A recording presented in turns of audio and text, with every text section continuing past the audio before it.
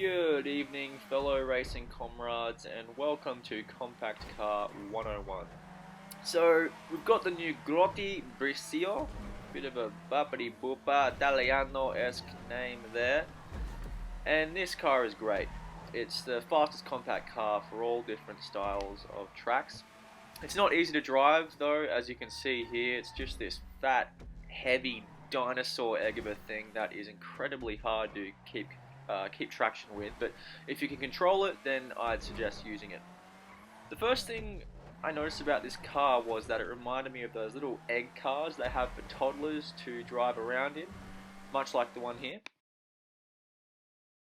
And it kind of reminded me of an incident that happened a long time ago. So I want to tell you a little story about an incident I had with an egg car when I was about, let's say, 10 years old. So we were at a family friend's house having a barbecue, and like all of those little gatherings, you know how all the kids sort of gravitate towards each other and kind of come up with these weird games like hide and seek and all that stuff? Well, me being the hothead adrenaline junkie I came up with something a little different. This house we were at was planted right on top of this steep peak of a mountain, and right out of their backyard was a giant drop-off of about 50 meters. And when I say steep, I mean really steep. Like, you couldn't build anything off of it. It was like one of those hills where hang gliders get a run up and sort of sail off out of the mountain. If you tried to run down, your strides would start looking like the splits, and you'll likely face plant pretty quickly and slide down to the bottom, so it was freaking steep.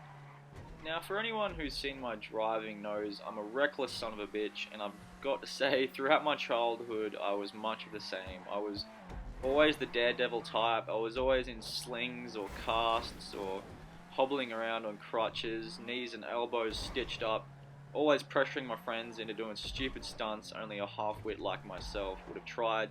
And on this occasion, the hill had all sorts of ideas flying around in my head. The owner of the house had a few toddlers running around, so they had these Tonka trucks and plastic children's cars where you kind of hop in and Flintstone them around. They also had an egg car, much like this one. So I decided it would be a great idea to race these cars down the hill. First person to reach the bottom winning. Now, at that age, I didn't think things through very much. Yeah, lots of things have changed, right? So yeah, I didn't realize what would happen when we actually got to the bottom of the hill. First up, I raced my 12-year-old cousin who was sitting in a Tonka truck, and I took the egg car. Now, these cars are designed for 3-year-olds, so of course I did not fit, but I had other ideas, so I squeezed myself in there. I had one leg out the window and another one out the windscreen.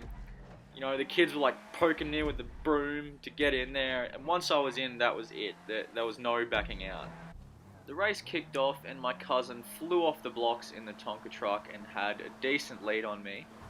I thought he'd have the race in the bag, but then it kicked in. The little plastic wheels underneath me passed the point of the max RPM, and I was just planing my way down this hill on nothing but momentum and terminal velocity. I started to approach my cousin with so much pace that all I could hear was this as I roared past him, leaving a trail of dirt and grass clippings in my wake. As I stormed towards the bottom of the hill, all I could hear was his cackling laughter, and then it hit me. I realized I had no way of stopping. I'd won the race. Screw the damn race. I was now concerned about my survival.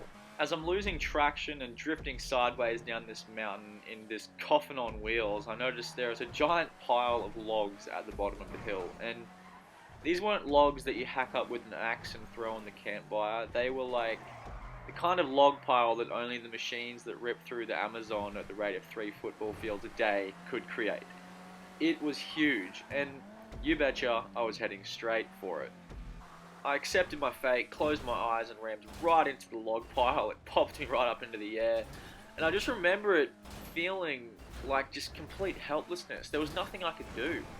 It was like being out in the surf and being dragged under by a big set, just bouncing and thrashing around like those inflatable stickmen you see out the front of car dealerships. It finally stopped. I was atop the big log pile, upside down, and peering out the windshield to the top of the hill where the crowd was hooting and laughing. I was alright though.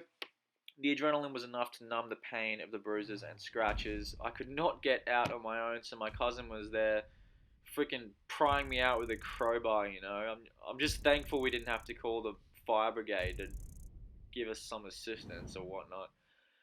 So yeah, that was my first experience with an egg car, and with the new Grotti Brioso, I'm sure there will be more to come.